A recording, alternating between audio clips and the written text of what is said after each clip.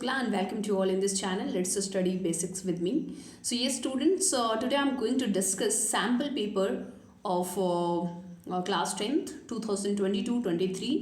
So students आप सभी को मालूम है कि अभी काफ़ी दिन हो गया सैम्पल पेपर, होप सभी लोगों ने सॉल्व भी कर लिए होंगे। बेसिकली आज मैं इसलिए सैम्पल पेपर डिस्कस करने जा रही हूँ क्योंकि आपका जो प्री बोर्ड होना है वो प्री बोर्ड कुछ इसी तरीके का जो ब्लू प्रिंट होगा, ठीक है। ब्लू प्रिंट कुछ इसी तरीके का होगा और इसी तरीके से क्वेश्चंस जो हैं वो आपके एग्जाम्स में भी देखने को मिलेंगे।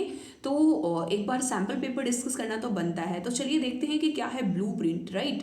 तो टोटल आपको 39 क्वेश्चन जो है वो इस सैम्पल पेपर में 2022-23 में देखने को मिलेंगे, जिसमें आपके 5 सेक्शंस होंगे, ठीक है। Section A, section B, section C, section D, section E, सभी सेक्शन में अलग अलग तरह के क्वेश्चंस होंगे। तो अभी हम देखते हैं यहाँ पर all questions are compulsory, right, लेकिन यहाँ पर कुछ इंटरनल जो है वो ऑप्शंस होंगे, ठीक है।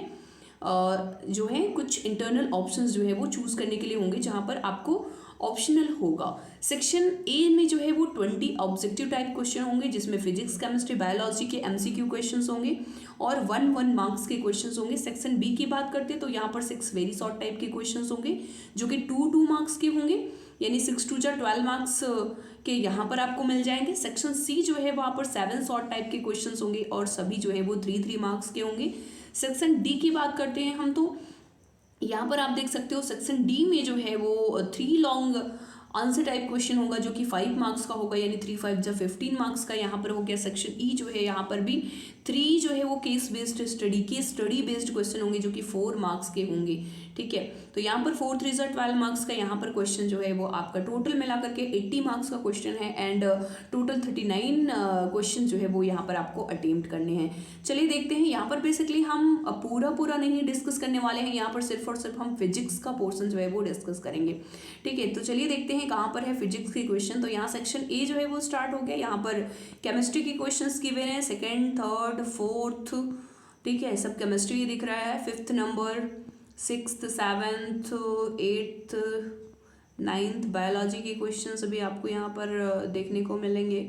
इधर बायोलॉजी के क्वेश्चंस, हाँ यहाँ पर आ गया 13th नंबर क्वेश्चन जो है वो यहाँ पर है फिजिक्स का और यहाँ गिवन है a complete circuit is left on for several minutes causing the connecting copper wire to become hot as the temperature the wire increase the electrical resistance।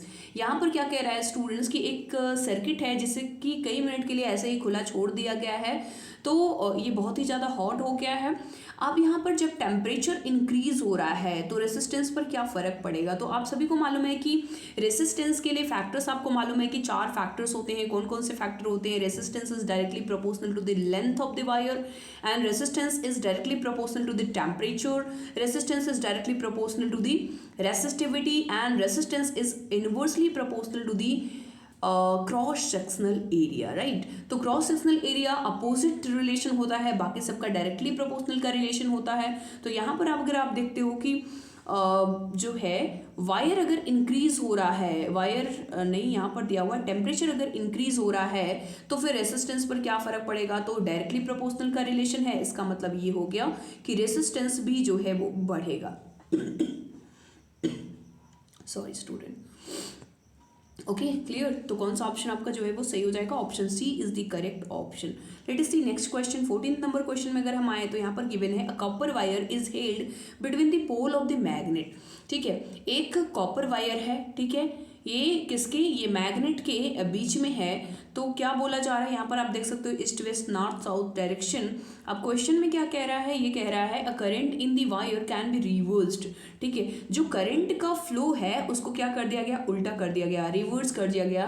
तो the pole of the magnet can also be change over in how many of the 4 direction सोन can the force act on the wire. तो students आपको मालूम है कि जो आपने पढ़ा है अगर करंट जो है वो ऊपर की तरफ होगा या करंट को अगर हम नीचे की तरफ कर दें तो जो फोर्स होता है, इसे आपने बेसिकली देखा है फ्लेमिंग के लेफ्ट हैंड रूल में, राइट। फ्लेमिंग का लेफ्ट हैंड रूल जो है, सॉरी ये मैंने कुछ अलग ही बना लिया। फ्लेमिंग का लेफ्ट हैंड रूल क्या बोलता है, जो थंब है वो आपको दिखाता है फोर्स को, एंड जो ये है आपका पैरेलल, ये वाली आपके middle, sorry you can say that ये है आपका जो फिंगर, ये आपको पैरेलल जो है ये आपको दिखाता है क्या, मैग्नेटिक फील्ड एंड जो नीचे की तरफ लाइन है, ये जो नीचे की तरफ आप मिडिल फिंगर देख रहे हो, ये मिडिल फिंगर जो है वो डिनोट करता है करंट को, राइट। तो अगर आप देख रहे हो कि करंट नीचे की तरफ है तो फोर्स जो है वो ऊपर की तरफ है, लेकिन इसको जब रिवर्स कर दिया गया, जब करंट नीचे की तरफ है तो फोर्स आपका क्या हो जाएगा, दूसरी तरफ हो जाएगा। तो यहाँ पर आपका क्या हो गया, दो डायरेक्शंस आपको फोर्स जो है वो आपको कितनी तरह की देखने को मिल रही है, यहाँ पर फोर्स जो है वो दो डायरेक्शन में आपको देखने को मिलेंगे, ठीक है। तो एक तो करंट जब सीधे चल रहा है एंड दूसरा जब करंट जो है वो उसको अपोजिट कर दिया गया, तो option B is the correct option. Next हम चलते हैं नेक्स्ट 15th नंबर क्वेश्चन में। यहाँ पर गिवन है कि मेटल कोर प्लास्टिक इंसुलेशन, ठीक है। ये प्लास्टिक इंसुलेशन है, इसका मेटल कोर है, यहाँ पर दिया हुआ है डायमीटर, इसका लेंथ दिया हुआ है। देखते हैं क्या पूछा गया है। तो plastic insulation surround a wire having diameter D, यहाँ पर देख सकते हो आप diameter, and length is given here a decrease in the resistance, ठीक है। तो रेसिस्टेंस क्या कर रहा है यहाँ पर, resistance decrease the wire would be produce by an increase in the. तो क्या इंक्रीज किया जाएगा कि रेसिस्टेंस जो है वो बढ़ेगा। तो इंक्रीज करने की बात हो रही है, तो हमें अभी इससे अच्छा देख रहे हो कि फैक्टर से दो दो क्वेश्चन पूछा गया है एमसीक्यू में, ठीक है। तो फैक्टर बहुत इंपॉर्टेंट है। रेसिस्टेंस के जो फैक्टर्स होते हैं यानी कि लेंथ हो गया और आपका क्रॉस सेक्शनल एरिया हो गया, रेसिस्टिविटी हो गया एंड टेम्परेचर, ये आपको बिल्कुल भी भूल कर भी नहीं भूलना है, ठीक है। तो यहाँ पर आप देख सकते हो कि अगर रेसिस्टिविटी जो है वो डिक्रीज हो रही है तो मतलब लेंथ का वायर जो है वो भी डिक्रीज करेगा, लेकिन बात तो यहाँ पर हो रही है इंक्रीज करने की। तो इंक्रीज क्या होगा, हमें मालूम है कि resistance and cross sectional area का जो रिलेशन होता है दैट इज इनवर्सली प्रोपोर्शनल। तो क्रॉस सेक्शनल एरिया तो कहीं दिख नहीं रहा है, तो डायमीटर जो है वो आपका सही ऑप्शन हो जाएगा, ठीक है। टेम्परेचर तो ये भी डिक्रीज ही करेगा, लेंथ ऑफ वायर भी नहीं हो सकता, थिकनेस ऑफ द वायर भी नहीं हो सकता क्योंकि ये रेसिस्टिविटी हो गई। तो आपका बच्चा क्या, ऑप्शन बी, और बी जो है वो डायमीटर है, और डायमीटर से ही हम क्या जानते हैं, इसी से हमारा आपका क्रॉस सेक्शनल एरिया भी हम जो है वो निकाल लेते हैं। आगे चलते हैं हम 16th नंबर क्वेश्चन में। विच of the following pattern correctly describe the magnetic field around a long straight wire carrying current, ठीक है।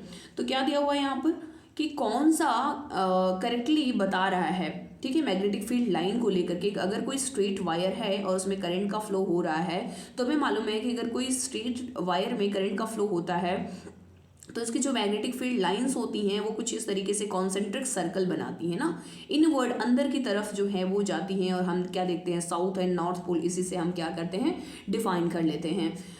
तो यहाँ पर आपका क्या हो जाएगा, straight line perpendicular to the wire, बिल्कुल नहीं। Straight line parallel to the wire, नहीं। रेडियल लाइन ओरिजिनेटिंग, नहीं। आपका कॉन्सेंट्रिक सर्कल जो है वो बिल्कुल सही हो जाता है। तो मैग्नेटिक फील्ड लाइन भी बहुत ही इंपॉर्टेंट है। मैग्नेटिक फील्ड की कैरेक्टरिस्टिक जो है वो बहुत इंपॉर्टेंट है, आपको पढ़ के जाने हैं कि मैग्नेटिक फील्ड लाइन की क्या होता है, मैग्नेटिक फील्ड लाइन की कैरेक्टरिस्टिक क्या होती हैं, ठीक है। अब आ जाता है आपका assertion and reason based questions. कौन सा, assertion and reason based question. तो चलिए देखते हैं असर्शन एंड रीजन। इसमें क्या करता है स्टूडेंट्स, इसमें पहले ही आपको ऑप्शन दे दिया गया होता है और आपको असर्शन एंड रीजन पढ़ करके और ये भी देखना होता है कि एक्सप्लेनेशन है कि नहीं, ठीक है। असर्शन का रीजन जो है वो एक्सप्लेनेशन दे रहा है कि नहीं। अगर दे रहा होता है एक्सप्लेनेशन जो है, आर जो होता है वो करेक्ट एक्सप्लेनेशन होता है ए का, तो हम ऑप्शन ए को टिक करेंगे। अगर नहीं दे रहा है एक्सप्लेनेशन और दोनों सही है तो ऑप्शन बी हम टिक करेंगे। अगर ए जो है वो ट्रू है एंड बी यानी कि आर जो है वो फॉल्स है तो हम ये लगाएंगे, और अगर ए फॉल्स है एंड आर जो है वो ट्रू है तो हम ऑप्शन डी जो है वो लगाएंगे। तो चलिए देखते हैं एक एक करके क्वेश्चन को। यहाँ पर केमिस्ट्री एंड बायो के क्वेश्चंस गिवन है। फिजिक्स का क्वेश्चन कहाँ है, हाँ ये 20th नंबर क्वेश्चन जो है वो यहाँ पर दिया हुआ है। असर्शन दिया है on freely suspending a current carrying solenoid it comes to rest in geographical north south direction, ठीक है। अगर कोई भी सस्पेंड कर दिया गया है करंट कैरिंग सोलेनॉइड तो वो देखते हुए हैं हम कि वो जो है वो नॉर्थ साउथ डायरेक्शन में अपने आप फिक्स हो जाता है। किसमें, नॉर्थ साउथ डायरेक्शन में अपने आप जो है वो फिक्स हो जाता है। तो रीजन क्या है, one end of the current carrying straight solenoid behave as a north pole and other end is south pole. अच्छा पहले ये देख लेना कि असर्शन सही है कि नहीं। तो हाँ बिल्कुल सही है। अगर हम ऐसे ही सस्पेंड कर देते हैं करंट कैरिंग कंडक्टर को तो वो नॉर्थ साउथ डायरेक्शन में अपने आप जो है वो हो जाता है अरेंज, ठीक है। तो असर्शन तो बिल्कुल सही है। रीजन देखो, one end of current carrying straight solenoid behave as north pole and other is south pole. तो जो सोलेनॉइड होता है उसको हम देखते हैं कि वो जो होता है एज अ नॉर्थ पोल, एक तो आपका नॉर्थ पोल और दूसरा जो है वो होता है वो साउथ पोल जो है वो डिनोट करता है ना।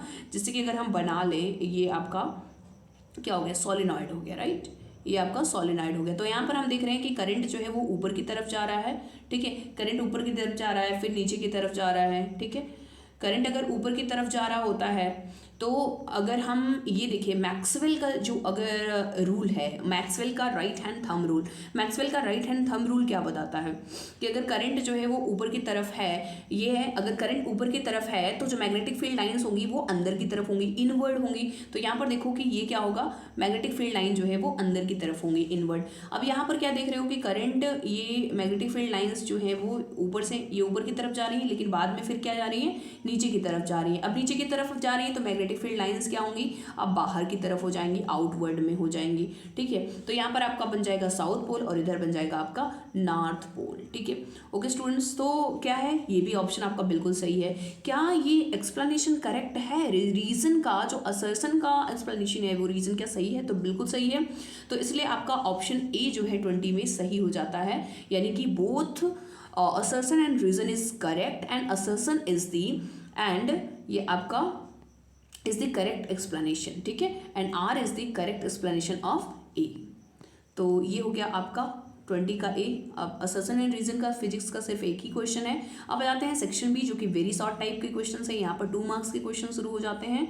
अब आ जाते हैं हम फिजिक्स के पोर्शन में। फिजिक्स के पोर्शन में अगर देखो तो 25 नंबर क्वेश्चन, यहाँ पर प्रिज्म गिवन है, ठीक है, प्रिज्म दिया हुआ है और क्वेश्चन क्या कह रहा है, state the phenomena observe the above diagram.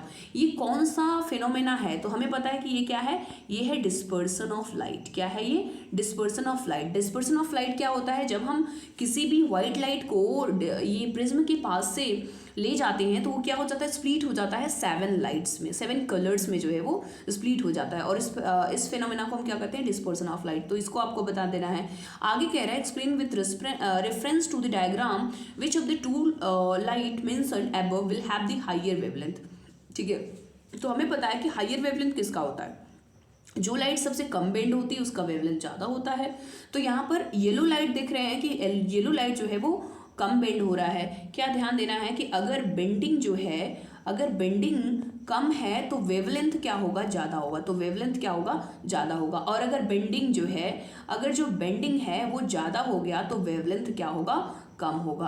तो यहाँ पर हम देख रहे हैं कि जो ब्लू लाइट है इसका बेंडिंग ज़्यादा हो गया है, ये बहुत ही ज़्यादा बेंड हुआ है, तो मतलब इसका वेवलेंथ कम है, एंड येलो लाइट का वेवलेंथ ज़्यादा। तो which one has higher wavelength, तो येलो लाइट का जो है वो हायर वेवलेंथ हो जाता है। आपने विबग्योर पढ़ा है, राइट। विबग्योर जो है, वी जो है वो सबसे नीचे रहता है, फिर I B G Y O R, R जो होता है, जो रेड लाइट होता है इसका वेवलेंथ जो होता है वो सबसे कम होता है, इस वजह से ये जो है वो बहुत ही कम बेंड होता है, ठीक है। तो जिसका वेवलेंथ ज़्यादा होगा वो बहुत कम बेंड होगा, और जिसका वेवलेंथ कम होगा वो बहुत ज़्यादा बेंड करेगा। तो ये चीज़ आपको ध्यान रखना है। अच्छा, इसमें ऑप्शन करके गिवन है, या तो ये करो या तो दूसरा दिया है, how will you use two identical prism so that a narrow beam of white light incident one prism emerge of the second prism as white light. तो आपको क्या करना है, यहाँ पर आपको बता देना है जो कॉम्बिनेशन ऑफ प्रिज्म है ना, कॉम्बिनेशन ऑफ प्रिज्म को, तो आप यहाँ पर 2 प्रिज्म बना सकते हो, ठीक है।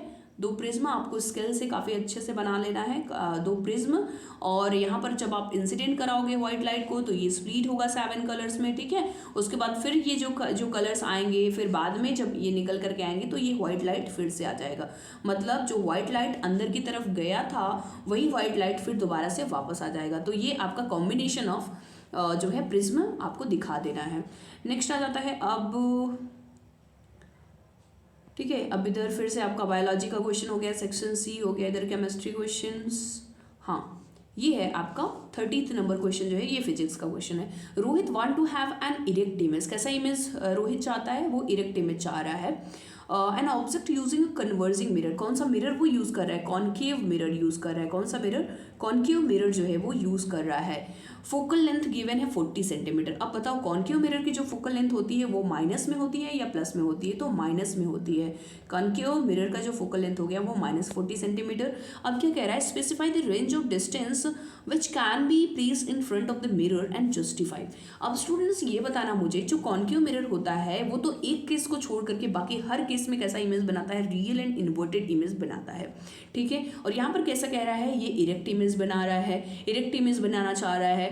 तो इरेक्ट इमेज बनाने के लिए कौन सा केस उसे लेना होगा, वो होगा आपका बिटवीन फोकस एंड पोल, ठीक है। तो आपका क्या रेंज क्या होगा, अब फोकल लेंथ क्योंकि दिया हुआ है 40 सेंटीमीटर ना, और पोल फोकस एंड पोल के बीच का जो डिस्टेंस होगा वो 40 से लेकर के कुछ भी हो सकता है। इट मीन्स ये 39 भी हो सकता है, 38 भी हो सकता है, 35, 34, 20, 10 कुछ भी हो सकता है। तो हम क्या कहेंगे, इसका जो रेंज होगा वो 0 से लेकर के 0 to 40 सेंटीमीटर कहीं भी हो सकता है। क्लियर। अब जस्टिफाई करने को बोल रहा है तो जस्टिफाई आप बता दो, because it is placed between the focus and pole. ठीक है। सेकेंड आ जाता है आपका draw a ray diagram to show the image formation. तो इमेज फॉर्मेशन तो आप बता ही सकते हो, इसका कैसे आप बना लोगे। यहाँ पर मैं बनाती हूँ, ये आपका कॉनकेव मिरर हो गया, कन्वर्जिंग मिरर है क्योंकि ये हो गया आपका, ये आपका पोल हो गया, यहाँ पर आपका फोकस हो गया, यहाँ पर आपको ऑब्जेक्ट कहीं भी रख लेना है, कुछ ऐसा तो दिया नहीं गया है कि किस जगह पे रखना है। तो यहाँ से आपका ये गया लाइट और ये फोकस से होकर के जाएगा। एंड दूसरा आप इंसिडेंट कराओ पोल पर, तो पोल पर जाने वाली लाइट्स क्या होती हैं, सेम एंगल्स बनाती हैं। तो ये चला जाएगा पीछे की तरफ और ये भी आपका जो दूसरा वाला है ये यहाँ पर जाएगा, मतलब जो इमेज बन के आएगा वो यहाँ पर बनेगा कुछ इस तरीके से, और बड़ा इमेज बनेगा, इरेक्ट इमेज बनेगा। ठीक है। तो आप डायग्राम बना सकते हो। Third one is state one use of mirror used on the above kind of image formation. तो आपको एक यूज बना देना है कि कब जो कॉनकेव मिरर होता है उससे बड़ा इमेज बनता है ना, बड़ा इमेज इस केस में बनता है। तो इस केस में जब बड़ा इमेज बनता है तो उसका यूज हम कहाँ करते हैं, तो हमें पता है कि जो डेंटिस्ट होते हैं, राइट, तो हमें पता है कि जो डेंटिस्ट होते हैं वो यूज़ करते हैं, डेंटिस्ट हो गए, प्लस हम कहाँ यूज़ करते हैं, एज आप कह सकते हो सेविंग मिरर के रूप में यूज़ करते हैं, प्लस मेकअप मिरर के रूप में यूज़ करते हैं, plus headlight of the car. ठीक है, ये सब जगहों पर हम यूज़ करते हैं। ओके, अब होप आपको यहाँ तक जो है वो क्वेश्चंस क्लियर होंगे। मैं थोड़ा सा इसको इरेज करूँगी और आगे बढ़ूंगे। नेक्स्ट आपका 31 नंबर क्वेश्चन जो है वो है a lens of focal length 5 centimetre being used by Debashree in the laboratory as a magnifying glass, her least distance of the vision is 25 centimetre.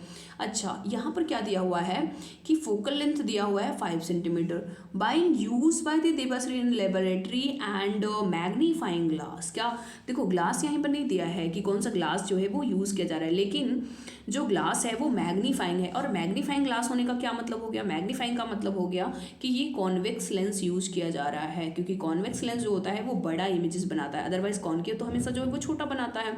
तो ये हो गया, राइट। अब 25 सेंटीमीटर हो गया, तो आप क्या लिख दोगे यहाँ पर, ये फोकल लेंथ गिवन है ना, मतलब कि एफ हो गया आपका प्लस 5 सेंटीमीटर, प्लस में होगा ना, क्योंकि जो आपका कॉन्वेक्स लेंस होता है वो उसका जो साइन होता है फोकल लेंथ का वो प्लस होता है।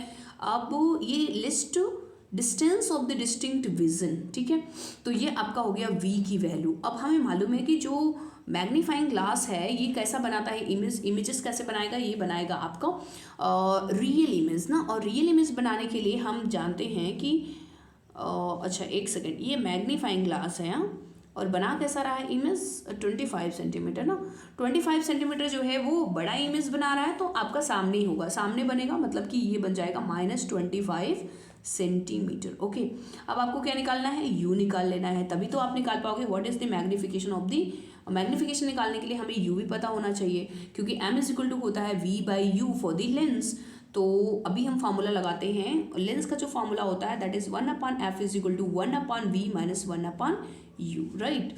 अब आपका हो जाएगा 1/f, कितना दिया हुआ है, 1/f दिया हुआ है 5 = 1/v, कितना दिया हुआ है, v दिया हुआ है -25 एंड -1/u। अब मैं थोड़ा सा इसको नीचे करूँगी और यस, अभी आप बता सकते हो कि 1/u को अगर आप इस साइड करते हो तो 1/u हो जाएगा = -1/25 एंड ये जो +1/5 है वो इस साइड आ जाएगा, यानी कि ये हो जाएगा -1/5 एंड 25 एंड 5 का एलसीएम लेंगे तो हमारा 25 आ जाएगा। 25 × 25 यानी ये -1 हो जाएगा, प्लस ये माइनस है एंड 5 × 5 = 25, तो यहाँ हो गया -5। तो 5 और 1 कितना हो गया, -6/25, ठीक है। तो ये आ गया 1/u का वैल्यू, लेकिन अगर हम u की वैल्यू बताएं तो ये क्या हो जाएगा, रेसिप्रोकल हो जाएगा, यानी -25/6 हो जाएगा। क्या हो जाएगा, -25/6, ये u का वैल्यू है। लेकिन हमसे पूछा क्या गया था, हमसे तो पूछा गया था मैग्निफिकेशन, तो मैग्निफिकेशन के लिए हम लगाते हैं फार्मूला v/u, राइट। v की वैल्यू कितनी है, v जो दिया था वो दिया था आपका -25, ठीक है, और u जो निकाला है हमने वो है -25/6। अब यहाँ पर देखो माइनस से माइनस कैंसिल एंड 25 से 25 जो है वो भी कैंसिल, और ये 6 चला जाएगा आपका ऊपर, यानी मैग्निफिकेशन क्या आया, 6 आया आपका आंसर। अब ये क्वेश्चन आपका क्लियर हो गया। नेक्स्ट है, she keeps a book at a distance 10 centimetre from her eyes and try to read, she is unable to read. अच्छा ये बताओ भाई, 10 सेंटीमीटर पर कौन ही देख पाएगा? हाँ, नॉर्मल ना तो ना कोई नॉर्मल आइज देख सकती हैं, ना तो कोई डिफेक्ट हुई वाली आइज देख सकती हैं। तो 10 सेंटीमीटर, क्योंकि क्या मिनिमम जो डिस्टेंस होता है किसी भी आँख से देखने का, लाइक आपने बहुत पास में जब आप लेके आओगे ना कोई भी चीज़, तो वो दिखाई थोड़ी ना देगी, वो तो एकदम ब्लर हो जाएगा, एकदम नहीं दिखाई देगा। क्योंकि जो मिनिमम डिस्टेंस, तो आप इसका क्या आंसर दोगे कि minimum distance is 25 centimetre, so that she is not able to read anything, right. चलो, होप आपको यहाँ तक 31 नंबर तक क्वेश्चन आपको समझ में आया होगा।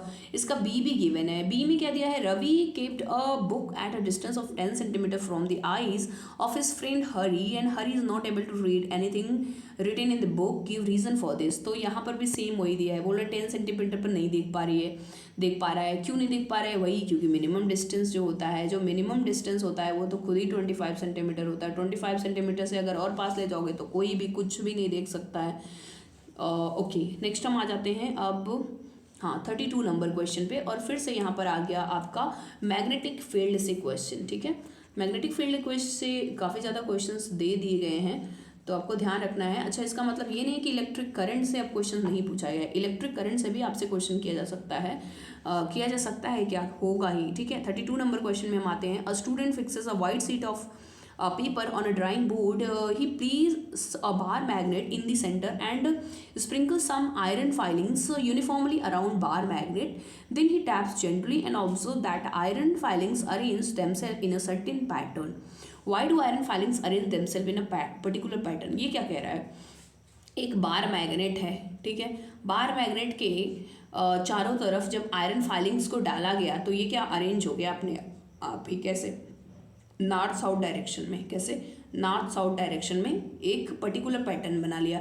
अब इस क्या कह रहा है, why do iron filings arrange themselves, ये क्यों आयरन फाइलिंग्स जो है अपने से अरेंज हो गई? तो बिकॉज ऑफ मैग्नेटिक फील्ड। किसकी वजह से? Magnetic field. आप जानते हो मैग्नेटिक फील्ड क्या होता है कि इसमें जो है ये मैग्नेट में एक फोर्स होता है, ठीक है, जो अपनी तरफ मैग्नेट जैसे सबस्टेंसेस को या आयरन जैसे सबस्टेंसेस को अपनी तरफ जो है वो अट्रैक्ट करता है, और इसका एक पर्टिकुलर पैटर्न बन जाता है जो कि आपका होता है मैग्नेटिक फील्ड। ठीक है, अब दूसरा कह रहा है which physical quantity is indicate by the pattern of field line around the bar magnet. अब कौन सी ये क्वांटिटी है? तो मैग्नेटिक फील्ड लाइन को हम किस फिजिकल क्वांटिटी से डिनोट करते हैं? तो हम बी से करते हैं ना, बी से डिनोट करते हैं। फोर्स को हम किससे डिनोट करते हैं? एफ से। मैग्नेटिक फील्ड को किससे करते हैं? बी से। करंट को हम किससे करते हैं? आई से। तो ये आपका हो गया। नेक्स्ट है state any two properties of magnetic field line. तो मैग्नेटिक फील्ड लाइन की प्रॉपर्टीज तो आपको पता ही है, क्योंकि क्या है कि इसमें नॉर्थ टू साउथ डायरेक्शन में मैग्नेटिक फील्ड लाइन्स जो है वो मूव करती हैं, प्लस दूसरा आप ये मतलब कॉन्सेंट्रिक सर्कल्स बनाती हैं। इसके जो लाइंस होती हैं वो कभी भी इंटरसेक्ट नहीं करती हैं। ठीक है, तो कुछ इस तरीके से आप इसके प्रॉपर्टीज जो है वो बता सकते हो। Next one is a compass needle is placed near a current carrying wire. State your observation for the following case. Give reason for the same in each case. अच्छा, ये यहाँ पर देख रहे हो ना, ऑप्शनल है, या तो वो वाला करो या तो ये वाला करो। अब यहाँ पर कंपास नीडल जो है वो प्लेस रखा गया है कहाँ पर? करंट कैरिंग वायर के पास में। आपको ऑब्जर्वेशन देखना है और उसके बारे में बताना है। तो पहला है magnitude of the electric current in wire is increased. क्या कह रहा है कि magnitude of the electric current is in wire is increase. तो जो इलेक्ट्रिक करंट जो है, अगर इलेक्ट्रिक करंट को बढ़ाया जा रहा है तो क्या फ़र्क पड़ेगा? इस निडल पर क्या फ़र्क पड़ेगा। अगर करंट को हम बढ़ाएंगे, हमें मालूम है कि अगर हम करंट को बढ़ाते हैं तो क्या होगा, मैग्नेटिज्म ज़्यादा होगा, ठीक है। और मैग्नेटिज्म ज़्यादा होगा तो उसके आसपास में जो भी चीज़ें रहेंगी वो उसके इन्फ्लुएंस में आएंगी, तो ये क्या होगा, निडल जो होगा वो डिफ्लेक्ट करेगा, तो डिफ्लेक्शन यहाँ पर क्या होगा, बहुत ज़्यादा हो जाएगा। डिफ्लेक्शन क्या हो जाएगा, यहाँ पर ज़्यादा हो जाएगा। अब पहला तो ये आपको बता देना है। दूसरा, the compass needle is displace away from the wire. अब जो करंट है ना, करंट जहाँ से फ्लो हो रहा है उससे दूर वायर को किया जा रहा है। क्या किया जा रहा है, द कंपास निडल को जो है वो दूर किया जा रहा है वायर से। अब अगर दूर किया जाएगा तो क्या होगा, निडल में जो डिफ्लेक्शन होगा वो तो कम होगा ना, मतलब उसका इफेक्ट जो है, जो फोर्स होगा वो तो कम होगा धीरे धीरे। तो यहाँ पर क्या हो जाएगा आपका, ये अगर हम डिस्टेंस को बढ़ाएंगे तो आपको पता है कि distance is inversely proportional to the magnetic field lines या मैग्नेटिक फील्ड, तो यहाँ पर डिफ्लेक्शन क्या हो जाएगा आपका, कम हो जाएगा। तो आपको ध्यान रखना है कि मैग्नेटिक फील्ड की या करंट कैरिंग कंडक्टर की अगर हम प्रॉपर्टीज़ के अंदर आते हैं तो क्या होता है कि अगर करंट बढ़ाया जाता है तो मैग्नेटिक फील्ड बढ़ता है, मैग्नेटिक फील्ड बढ़ता है तो उसका मतलब क्या होगा कि डिफ्लेक्शन भी निडल में बढ़ेगा, ठीक है।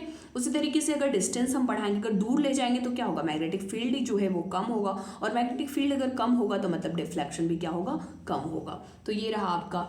आगे चलते हैं हम, होप आपको ना ये समझ में आ गया होगा। अब आ जाते हैं हम सेक्शन डी में। सेक्शन डी में इधर आपका फिर से आपका केमिस्ट्री का क्वेश्चन है। आगे चलते हैं। हाँ, यहाँ पर हो गया आपका 36 नंबर जो है वो हाउस होल्ड सर्किट दिया हुआ है, ठीक है। ये आप सर्किट को देख लो। हमारे घरों में इसी तरीके से वायरिंग की जाती है, ठीक है। अलग अलग रूम में अलग अलग वायर जो है वो भेजा जाता है ना। तो यहाँ पर दिया है the above diagram above The diagram above is schematic diagram of the household circuit. The house shown in the above diagram has 5 usable space where electrical connections are made. For this house, the main have a voltage 220 volt. तो जो main voltage दिया जा रहा है इस connection में वो कितना है, 220 volt, and the net current is 22 ampere. Current कितना है, 22 एम्पियर। तो अच्छा, आप मुझे ये बता सकते हो क्या, अगर करंट और ये V दिया है, यानी कि वोल्टेज दिया हुआ है, तो हम टोटल रेसिस्टेंस निकाल सकते हैं क्या, टोटल कितना रेसिस्टेंस लग रहा है। तो हाँ बिल्कुल, ओम्स लॉ के अकॉर्डिंग क्या हो जाता है कि R इज इक्वल टू होता है V/I, right. R is equal to V/I। अब यहाँ पर V कितना दिया हुआ है, V दिया है 220/I कितना दिया हुआ है, 222, राइट। अब ये इस अगर काटो 20 1 जा 22 यानी कि 10, यानी कि जो RT है, जो टोटल रेसिस्टेंस है दैट इज 10 ओम। कितना दिया हुआ है, 10 ओम। टोटल रेसिस्टेंस इज 10 ओम, ठीक है। अब थोड़ा सा हम आगे क्वेश्चन की तरफ बढ़ते हैं। यहाँ पर question number 1 is given, what is the mode of connection in all spaces in the house from the main. तो कौन सा मोड, कौन सा है, क्या ये सीरीज में है, क्या ये पैरेलल में है। तो ये बिल्कुल ये पैरेलल में है, क्योंकि हम जानते हैं कि घरों में जो सर्किटिंग की जाती है या जो वायर्स बिछाए जाते हैं, लगाए जाते हैं, वो मोस्टली क्या होते हैं, वो पैरेलल होते हैं। क्यों पैरेलल होते हैं, क्योंकि पैरेलल जो होता है उसके बहुत सारे एडवांटेजेस हैं। वो क्या करता है, अगर किसी एक जगह फ्यूज़ वगैरह होता है या एक जगह कहीं भी शॉर्ट सर्किटिंग वगैरह होती है तो बाकी सारे अप्लायंसेस पर इफेक्ट जनरली नहीं पड़ता है, ठीक है। अब देखो नेक्स्ट क्वेश्चन क्या दिया है, the space 5 and 4 have the same resistance and 3 and 2 have the resistance 20 and 30 ओम, ठीक है। क्या कह रहा है, 5 and 4 में सेम रेसिस्टेंस है। तो एक बार बना लेते हैं हम ना डायग्राम। मान लो ये एक रेसिस्टेंस हो गया, ये दूसरा रेसिस्टेंस हो गया, ये तीसरा रेसिस्टेंस हो गया, ये चौथा रेसिस्टेंस हो गया, ये पांचवा रेसिस्टेंस हो गया, ठीक है। यहाँ पर मान लो बैटरीज हो गई, ठीक है, बैटरीज हो गई। अब क्या कह रहा है, पहले और पाँचवें और चौथे का कुछ पता नहीं है, तीसरे और दूसरे का दिया हुआ है। तीसरे का कितना दिया हुआ है, ये 1 2 3, ये तीसरे का दिया हुआ है आपका 20, राइट। तीसरा है आपका 20 ओम एंड ये आपका दूसरा जो दिया हुआ है ये आपका 30 ओम दिया है, बिल्कुल ये आपका हो गया 30 ओम, ठीक। अब पहला दूसरा का क्या कह रहा है, पहला और पांचवा और चौथा जो है वो सेम है। तो मान लो पांचवा जो है वो R है तो चौथा भी जो होगा आपका R ही होगा। और क्या कह रहा है, one has resistance double that of space 5। और जो 1 है ना, ये जो पहला वाला है ये जो पाँचवें का डबल है, यानी कि यहाँ पर R है तो यहाँ पर कितना हो जाएगा, 2R हो जाएगा। अब क्या कह रहा है, अब सारा का सारा बताओ टोटल रेजिस्टेंस कितना होगा। तो टोटल रेजिस्टेंस निकालने के लिए हम क्या करेंगे, वही 1/r equal to 1/r1 plus 1/r2 plus 1/r3 plus 1/r4 plus 1/r5। ठीक है, तो चलिए ऐड कर लेते हैं इसको। अगर आप इसको ऐड करोगे तो क्या हो जाएगा 1/r। अच्छा, अभी ये जो टोटल रेजिस्टेंस है यानी 1/RT कितना था, टोटल रेजिस्टेंस 10 था ना, is equal to 1/r plus 1/r plus 1/, जो पहला दूसरा हो गया, ये पांचवा और चौथा हो गया ना।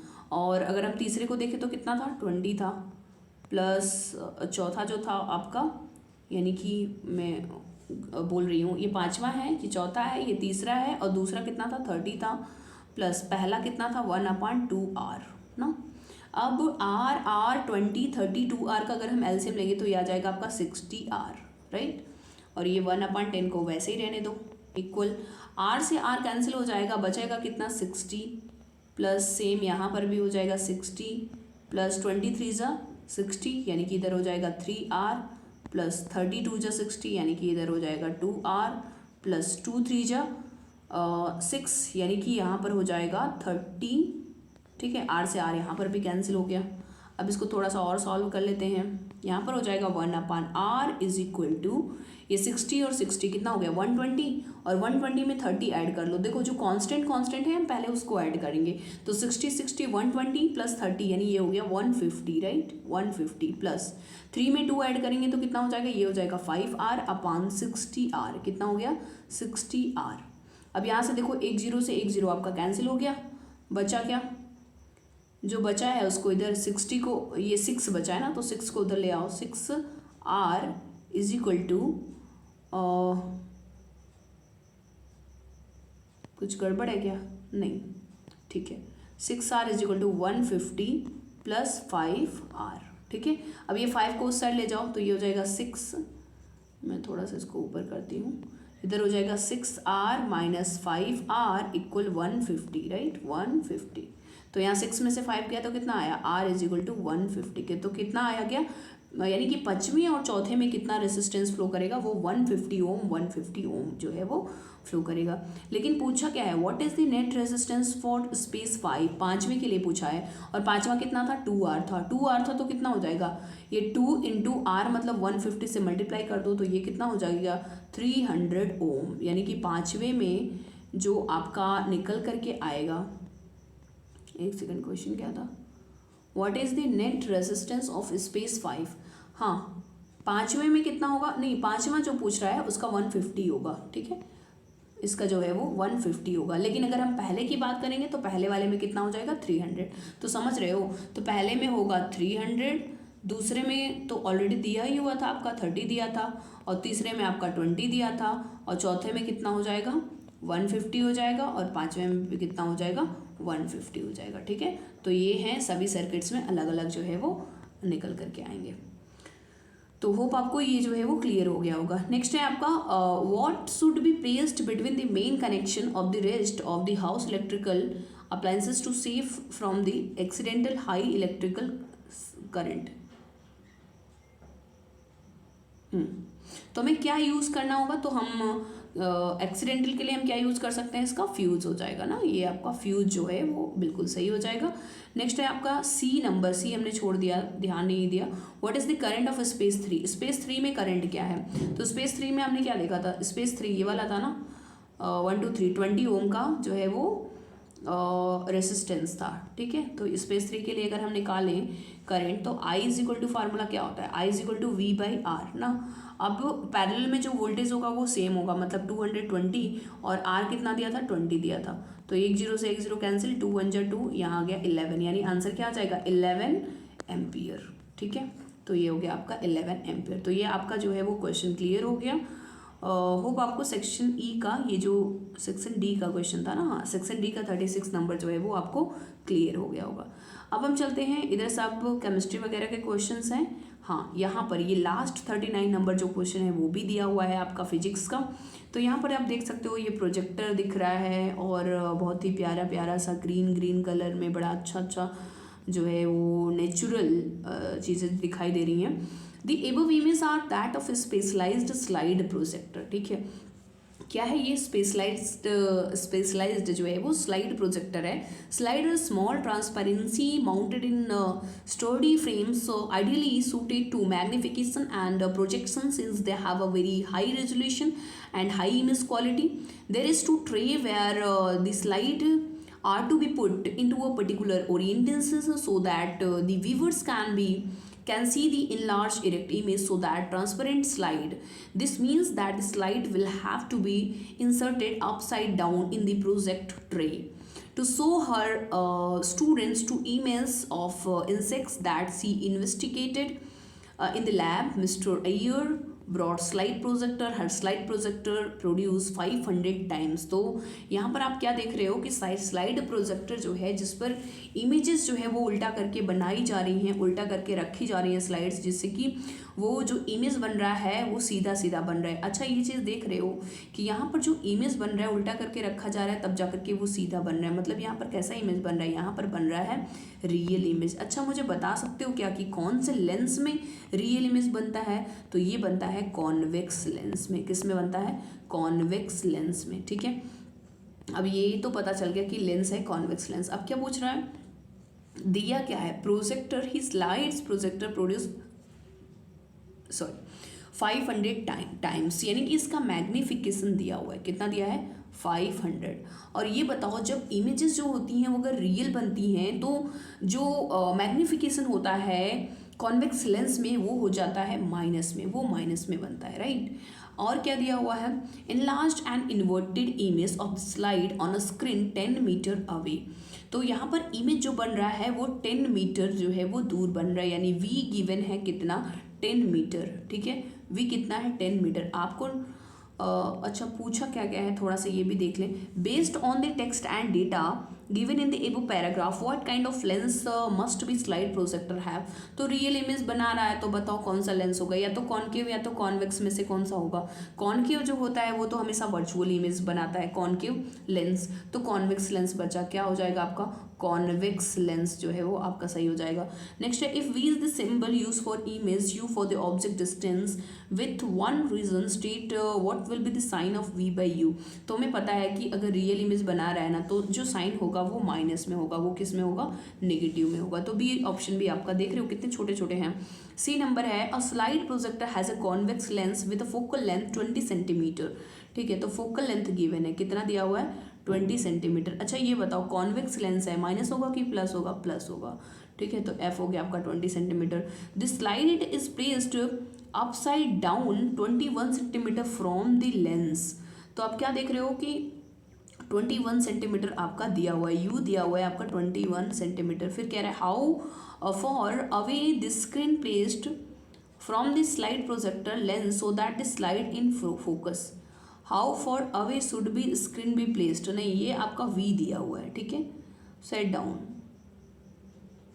एक मिनट ध्यान देना. How for away should be the screen be placed. तो ये ना आपका आपसे पूछा क्या जा रहा है? यू ही पूछा गया है. ठीक है, ये यू नहीं दिया हुआ है बल्कि पूछा क्या जा रहा है आपसे? यू ही जो है वो पूछा जा रहा है. आगे क्या दिया है? Slide lens so that the slide in the focus. तो आपको यहाँ पर जो है वो निकालना है इस वाले क्वेश्चन को. Just a second students. हाँ, तो इसको हमें क्या करना पड़ेगा? इसको हमें जो है वो सॉल्व करना पड़ेगा. ठीक है,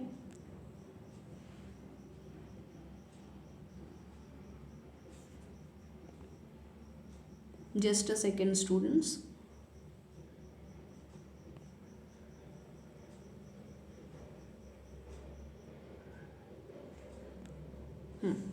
तो चलिए देखते हैं. अब फार्मूला हमें पता है कि लेंस के लिए हम फार्मूला लगाते हैं 1/f is equal to 1/v minus 1/u. Right. अब यहाँ पर कौन कौन सी वैल्यूज़ गिवन है? u हमसे पूछा गया है और v जो है वो दिया गया है. v दिया गया है आपका -21 सेंटीमीटर. ठीक है, तो फार्मूला आपको पता है ये होता है 1, ये इसी फार्मूले में हम रख देंगे. तो 1/f की वैल्यू कितनी है? 20 हो गई. इज इक्वल टू 1/v की वैल्यू कितनी है?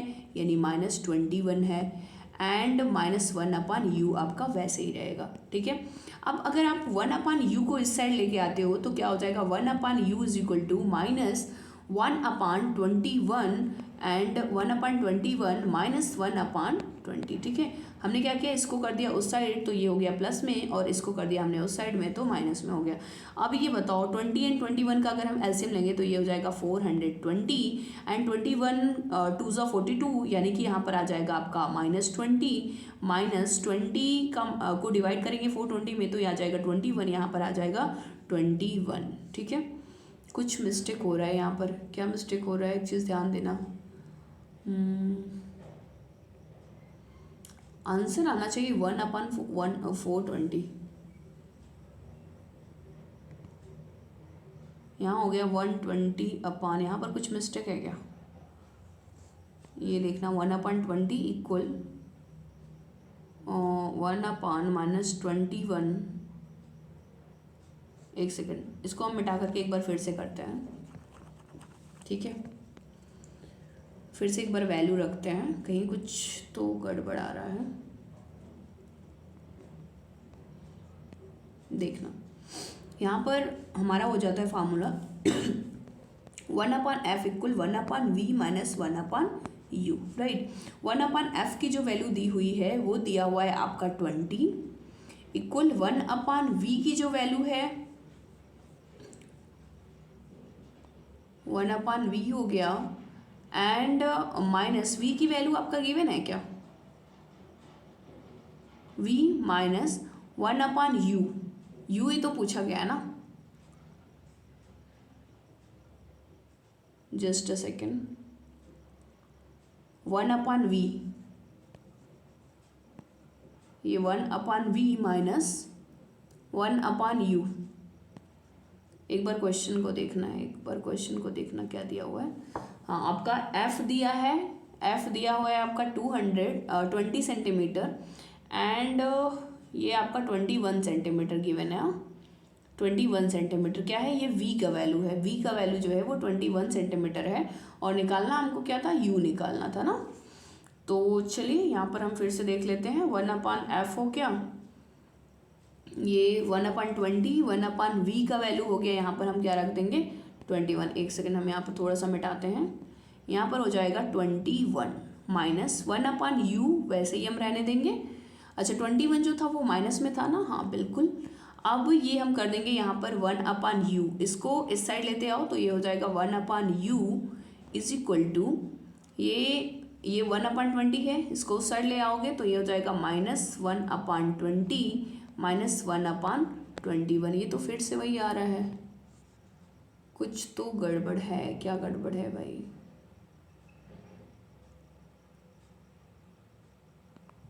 कुछ गड़बड़ है।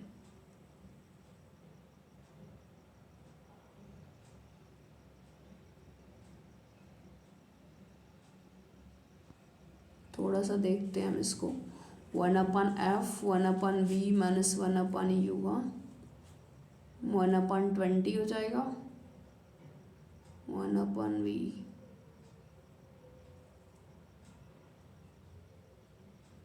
ये u का वैल्यू गिवन है क्या, एक सेकंड, तो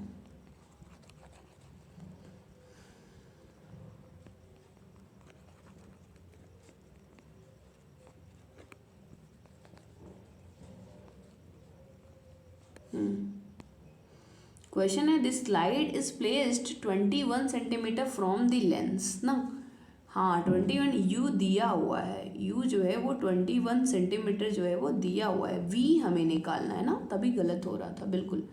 तो अब हम ये सारी चीज़ें हमें मिटानी होंगी, ये सब मिटाओ फटाफट, मिटा लेते हैं, हो जाता है कभी कभी, देखते हैं। तो ये आपका अभी हमने क्या रखा है यहाँ पर वैल्यूज़, एक सेकेंड, स्क्रॉल भी नहीं हो रहा है। f जो है वो 20 1/u ये हो गया, तो हम फार्मूला रख लेते हैं 1/f is equal to 1/v minus 1/u, right. अब 1/f की वैल्यू दी हुई थी ना, f की वैल्यू जो दी हुई थी वो दिए था 20 एंड 1/v की वैल्यू कितनी हुई है, v जो है हमें निकालना है, तो v को वैसे रख दो, -1/u का वैल्यू दिया हुआ था, u कितना दिया हुआ था, ये था -21, राइट। ये हो जाएगा 1/20 इज इक्वल टू 1/v, यहाँ पर माइनस माइनस हो जाएगा +1/21। ओके, अब आगे आ जाता है आपका 1/v को वैसे रहने दो, यहाँ हो जाएगा 1/20 माइनस 1/21, इसको हमने उधर लाया इज इक्वल टू 1/v। ठीक है, अब 20 एंड 21 का एलसीएम लेंगे तो ये हो जाएगा आपका 420, और यहाँ पर 20 से डिवाइड करेंगे तो आ जाएगा 21, माइनस यहाँ पर हो जाएगा 20 इज इक्वल टू 1/v। अब 21 में से 20 अगर आप माइनस करेंगे तो कितना हो जाएगा 1/420, राइट।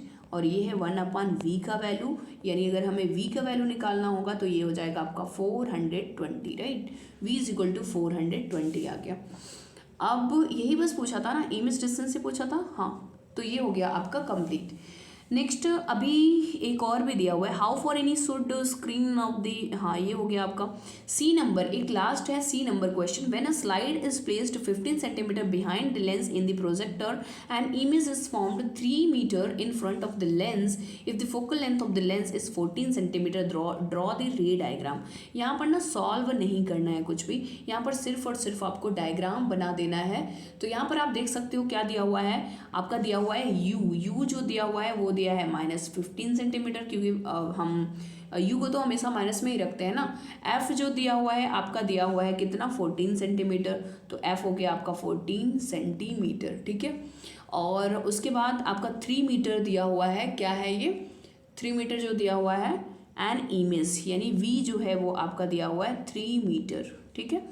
v जो है आपका 3 मीटर दिया हुआ है, तो इसका आपको इमेज बना देना है। इमेज आप कहाँ पर बनाएंगे, कौन सा केस होगा यहाँ पर, वो चीज़ ध्यान रखना। तो यहाँ पर इमेज जो बनेगा वो f एंड 2f के बीच में होगा, f1 एंड 2f1, या आप f या 2f जो भी आप कहना चाह रहे हो, f1 और 2f1 के बीच में होगा। तो हम ये डायग्राम भी थोड़ा सा बना लेते हैं।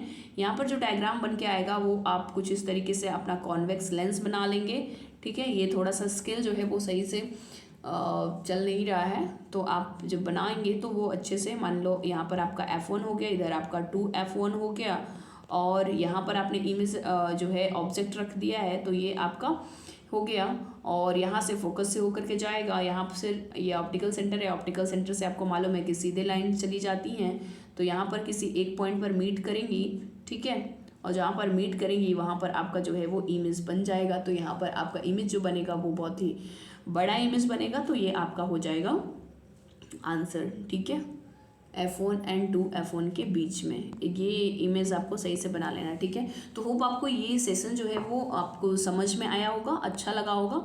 और अगर सेशन आपको अच्छा लगा है तो अपने सारे फ्रेंड्स को ये शेयर करना, ताकि सभी लोग जो है वो फिजिक्स के क्वेश्चन ईजिली कर पाएँ और वो बेनिफिट उठा पाएँ, अपने प्री बोर्ड की तैयारी अच्छे से कर सकें, और ना सिर्फ प्री बोर्ड की बल्कि अपने बोर्ड एग्ज़ाम को भी अच्छे से कर पाएँ, ठीक है। अपने बोर्ड एग्ज़ाम प्लस आपका जो प्री बोर्ड है उसमें आप अच्छा कर पाओ। तो चलिए मिलते हैं किसी नए सेशन में। Goodbye and take care.